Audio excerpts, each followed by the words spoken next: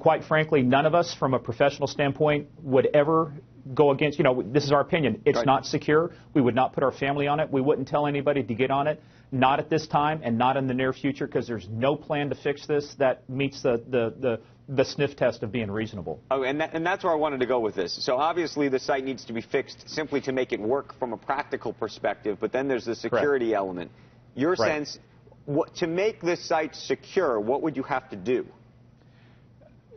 Most of us felt you got to start all over again. We need healthcare 2.0, because the example I gave is back in the 80s, we built an embassy in Russia that was just, when they almost got done with it, it was just filled with bugs and listening devices.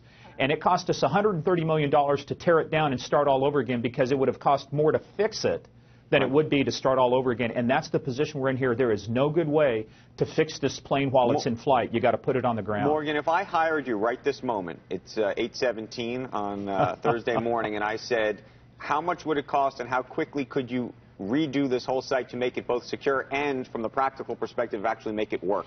What's the answer? You got a better chance of seeing God, because I wouldn't take the job. But, from a professional standpoint, you'd say, no, too much risk involved. It is not doable. You can't achieve the outcome you want based on the current structure. If your foundation is bad on a building, no matter what you want to do, you build a skyscraper and there's cracks, it's falling apart. I'm saying, Morgan, I'm giving you full permission to start. We can rewind the clock. You can start right now, though. But I need to know how long it's going to take and what it would take in terms of cost. It would take people from the private sector, not government contractors. You could do this with a team of 25 to 50 people and be done in less than a year. But you're right. This is a little different than tearing down a building on the ground. This is a plane that's in flight. Right. How do you fix it now that we're in flight and you're going along? And something has to be done. You can't take this down. You've got people who have already bought in on this. You've got people who have lost their insurance who need to buy in on this. This is here. There's no undoing it.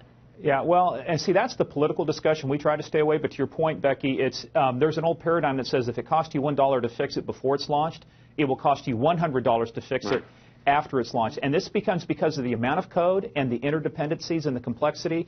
This isn't just playing checkers or chess. This is trying to play 20 games of 3D chess at once. It's too complicated. Give me a comparable here.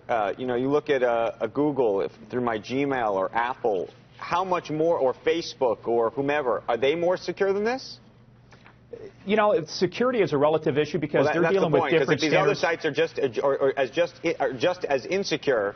No, not necessarily, because you have to understand, in government systems, you deal with regulations that don't affect the private sector in terms of the information you can collect. Now, Facebook has been pulled before Congress, and it's had to testify about privacy. But in terms of a major breach or a major issue, they have not had that. They've had some security or privacy issues, but they haven't had a major breach. Neither has Google. This site, the healthcare.gov, is primed to have a major breach. Primed because you see the hole? You could hack it right now if you wanted to? Yeah, actually, one of the people we had on with us, David Kennedy, one of the White Hat hackers, clearly demonstrated many of the systems were already vulnerable, the back-end systems, and that it would be very easy at this point to take the site down. Wow. Wow.